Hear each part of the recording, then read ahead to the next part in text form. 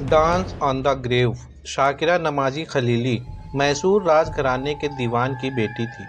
उसकी शादी retired IFS अफसर और ऑस्ट्रेलिया में ही हाई कमिश्नर रहे अकबर मिर्ज़ा खलीली से हुई। उनका शुरुआती रिश्ता बिल्कुल ठीक चल रहा था। दोनों की 4 बेटियां भी हुईं। फिर धीरे धीरे इस पति पत्नी के रिश्ते को 25 साल बीत गए। इसी दौरान शाकिरा की ज़िंदगी में एक और शख्स आ गया, जिसका नाम मुरली मनोहर मिश्र था। मुरली एक राज परिवार में नौकरी करता था। शाकिरा से वो एक प्रोग्राम में मिला था। उसके बाद दोनों का प्यार परवान चढ़ा। मुरली मनोहर टैक्स और प्रॉपर्टी की भी अच्छी समझ रखता था। इसके बाद वह धीरे धीरे कब स्वामी श्रद्धानंद बन गया, किसी को भी पता नहीं चला।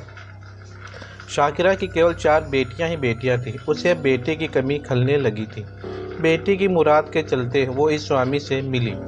इसी चाहत में दोनों काफ़ी करीब आ गए।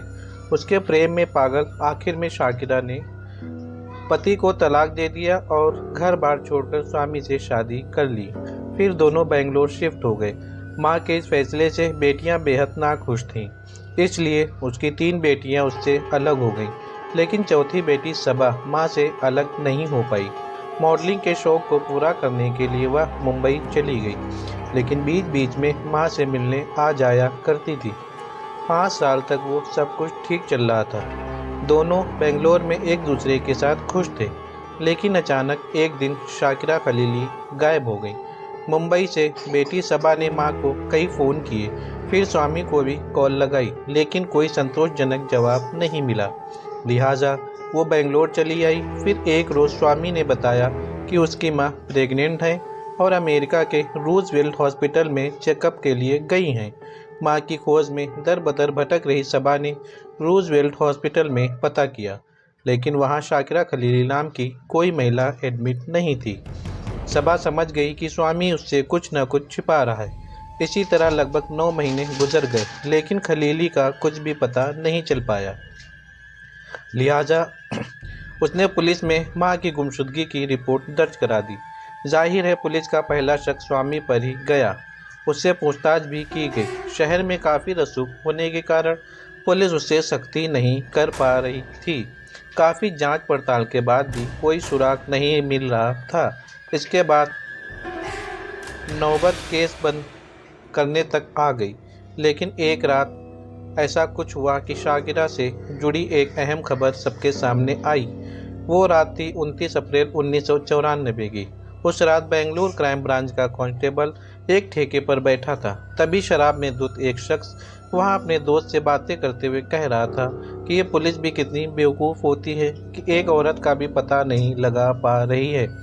जब ये बात उस कांस्टेबल ने सुनी तो उसने बहाने से पूछने की कोशिश की कि तुम किस औरत की बात कर रहे हो। तो उसने नशे में बता दिया कि मैं शाकिरा खलीली की बात कर रहा हूँ, जिसको मेरे साहब ने मारकर दफन कर दिया और पुलिस आज तक पता नहीं लगा पाई कि वो कहाँ है। वो कांस्टेबल के सामने ही कहने लगा कि जिस शाकिरा को पुलिस ढूंढ रही है वो तो जिंदा ही नहीं है। पुलिस ने उस शख्स को कस्टडी में लेकर पूछताछ शुरू की। ये शख्स कोई और नहीं बल्कि स्वामी का ही नौकर था। उसने बताया कि स्वामी ने शाकिरा को जिंदा ही ताबूत में बंद कर दफना दिया था। नौकर से पूछताछ के आधार पर स्वामी को भी हिरासत में लेकर कड़ी पूछताछ की गई। तब जाकर उसने सब कुछ उगला। उसने बताया कि उसने शाकिरा से उसकी दौलत के लिए प्यार और फिर शादी की थी। उसे वो दौलत मिलने भी वाली थी, लेकिन शाकिरा ने अपनी सारी दौलत और प्रॉपर्टी चारों बेटियों को देने का फैसला कर लिया था, जिसके बाद उसने शाकिरा की हत्या का प्लान बनाया।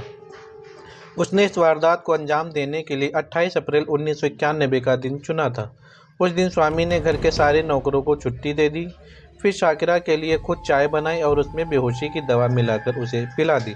चाय पीने के बाद शाकिरा बेहोश हुई तो उसे एक गद्दे में लपेटकर ताबूत में भर दिया, फिर जिंदा दफना दिया। दफनाने के बाद उसने उस ज़मीन पर शानदार टाइल्स लगवा दिए।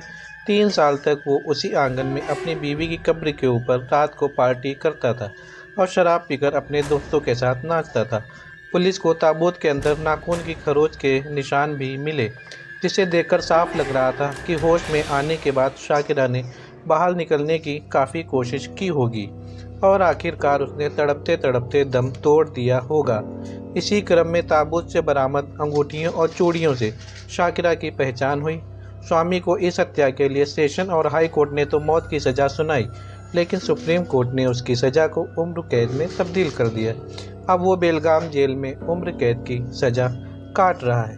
दोस्तों, अगर आपको यह कहानी पसंद आए तो वीडियो को लाइक और चैनल को सब्सक्राइब जरूर कर दें। धन्यवाद।